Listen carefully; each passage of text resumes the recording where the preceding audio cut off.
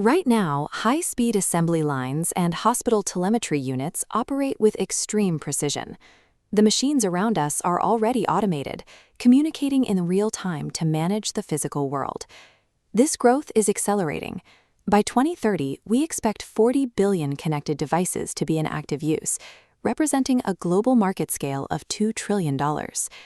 Objects we once considered simple tools, like thermostats and industrial sensors, now form an intelligent network.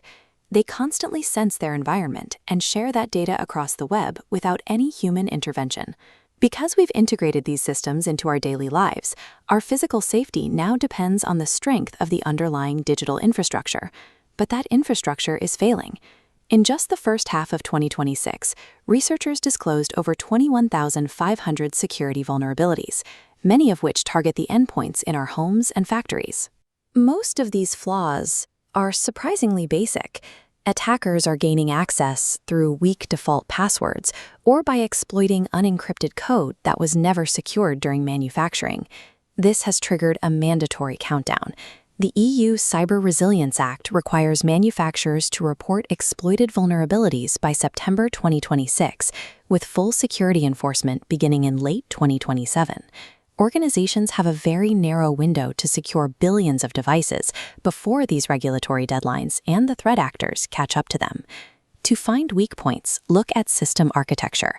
Layer 1 uses physical sensors. Layer 2 transmits data. Layer 3 servers analyze it, triggering physical responses in Layer 4. AI changes this flow. Processing moves from the cloud directly onto local devices, called edge computing. By processing data locally, individual devices can make autonomous decisions in milliseconds without waiting for instructions from a remote server. Shifting that power to the edge also removes human oversight.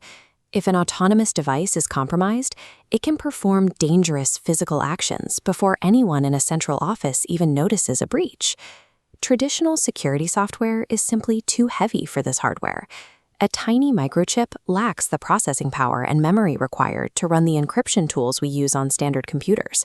This leaves a massive opening for man-in-the-middle attacks, where hackers intercept sensitive data while it's traveling across unsecured wireless networks. Updates are also a major risk.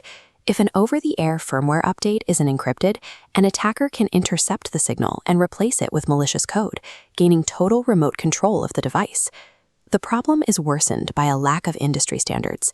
Devices from different manufacturers often can't communicate securely, creating a fragmented and fragile ecosystem. These combined flaws mean that billions of devices currently have the security of an unlocked door, leaving our global infrastructure vulnerable to a single coordinated attack. Diffusing this threat requires a shift toward privacy by design. This means engineering security safeguards into the hardware from the very first blueprint, rather than adding them as an afterthought. One essential safeguard is secure boot. This logic gate forces a microchip to verify a cryptographic signature before it is allowed to load its operating system, ensuring only authorized code can run. New laws also mandate a software bill of materials, or SBOM. Think of this as a digital ingredient list that documents every piece of code and third-party library inside a device. If a new vulnerability is discovered in a common library, an organization can check their SBOMs to instantly see which of their 40 billion devices are at risk. These mandates are finally forcing the industry to treat security as a foundational requirement for doing business. For the AI era, federated learning provides a path to privacy. Multiple devices train an AI model locally and send only the abstract insights back to a central server. The raw personal data never leaves the device. This allows our collective networks to become more intelligent without ever exposing sensitive information to the open internet. As we approach the 2030 projections, manufacturers are facing a hard deadline to implement these fixes.